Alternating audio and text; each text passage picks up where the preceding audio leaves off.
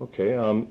You have very much established yourselves as a great live act with your own sound, very fast, aggressive, and melodic. At the same time, how do you think your music is progressing from Legacy to Practice What You Preach to Souls of Black, and where would you like to see it go from there? I think it's slowed down, and it's it started to make a lot more sense.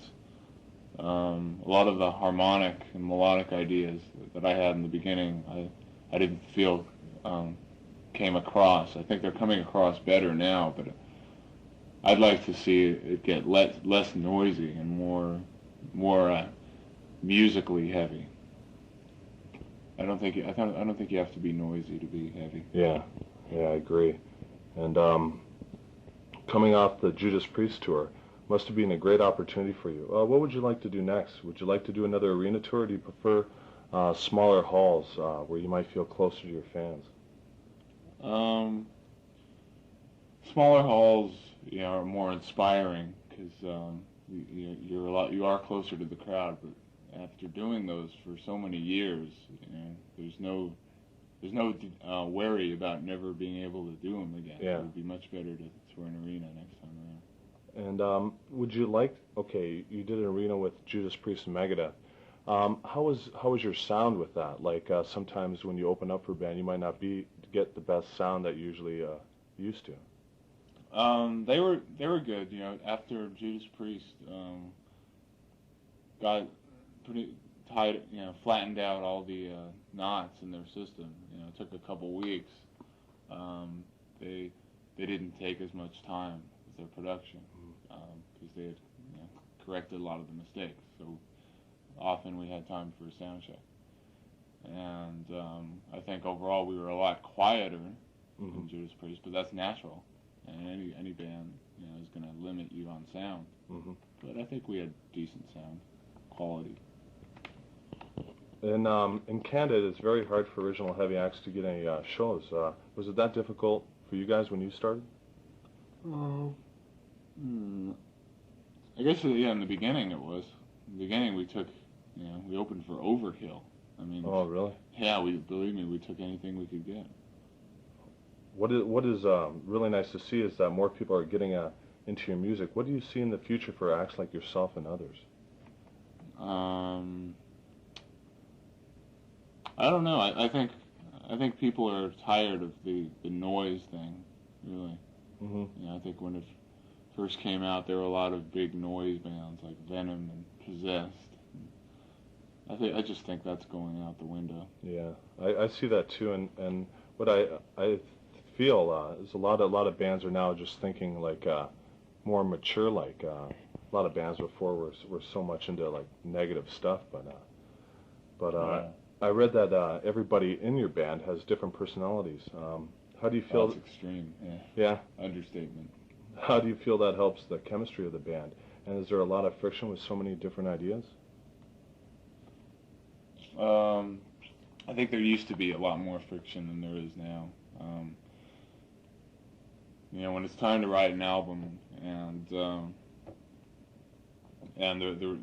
Eric, Lou, and Chuck, who are the most outspoken of the group, when they start tossing ideas around, I keep out at first because there's all these arguments going on that I really don't, I don't really have a preference about. Like drum fills or how many picks are going to be, or how many chugs are going to be in a rhythm. I could care less. I just sit back, I record my melodic ideas, and I write out rhythms for my guitar solos, and I just bring them in at a later time. How do you feel now being touted as a very hot guitar player in a lot of magazines now? How do you feel about that? I feel like I can be myself a lot more. Yeah. At first, I was just, another, thrash guitar player. That's all the questions I answered. So, what's it like being a thrash guitar player? Yeah. And now, people are saying, so what's it like, being this hot up and coming guitar player? Yeah. And it's nicer just to have more of an identity. Mm-hmm.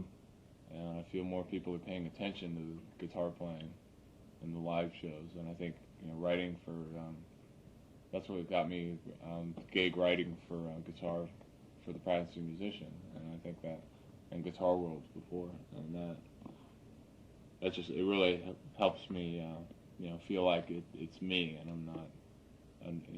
I'm not in some disguise as just the guitar player. Yeah.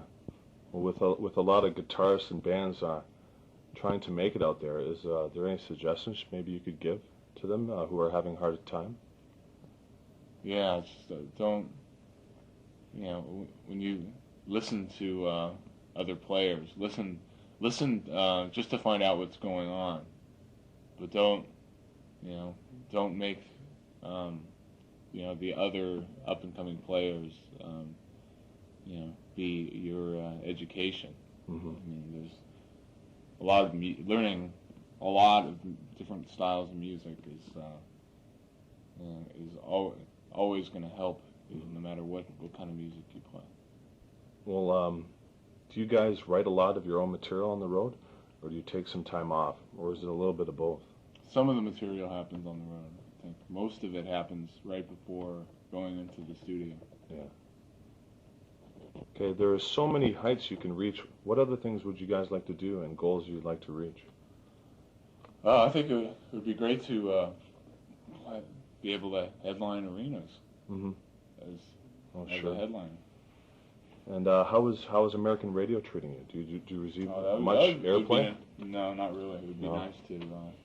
It's a lot of college stuff, eh? Yeah, or stations that specialize in metal. Yeah. Play us. But it would just be nice to have a big song. Mm-hmm. But you're not going to compromise. No way. Good. How different is the heavy music scene in the States compared to Canada? I don't know. I only come to Canada once a year. Once a year, yeah. So I don't know what goes on here. Although I know I saw a really good thrash cover band. Oh, really? I hope they start to do some originals. I don't even remember what their name was. Do you feel that the Canadian scene for metal has gotten a lot better since you were first here? Well, the only band I knew about before was Voivod. Right. Oh, yeah. And they've done very well. Yeah, and now Annihilator. Yeah. And both of those bands are certainly above average in the field of thrash metal. Mm-hmm. So I'd say it's a pretty healthy scene up here. What do you think has changed the scene to what is now today? Like even down the States, the scene has changed so much. What do you think helped change it, maybe? You have to be more specific. What kind of... And now we see a lot more heavier acts and thrash acts, so to speak, like on the cover of magazines, and it's more of a specialty. Like you see thrash mags out, you see bigger acts on bigger labels, stuff like that.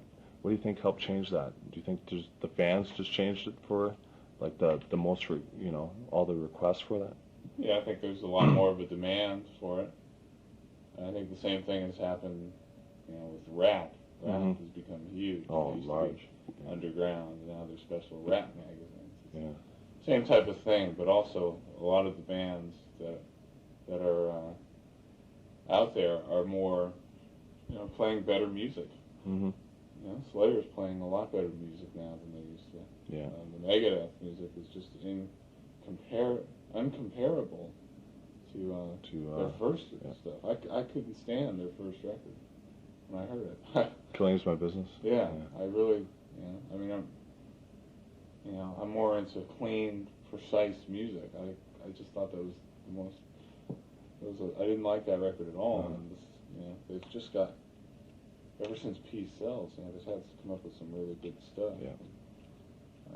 Metallica too. I mean, the existing bands have gotten better, and I think the quality of bands that get their foot in the door are good. There's still a lot of horrendous bands out there, but those are just the ones that will always end up making demos.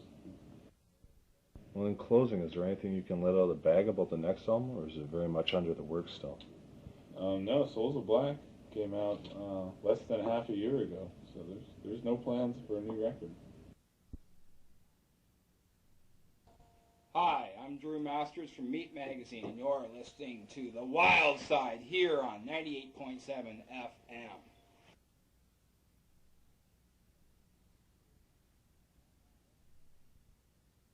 Hi, I'm Metal Tim from the Friday Night Metal Meltdown. You're listening to The Wild Side on 98.7 FM.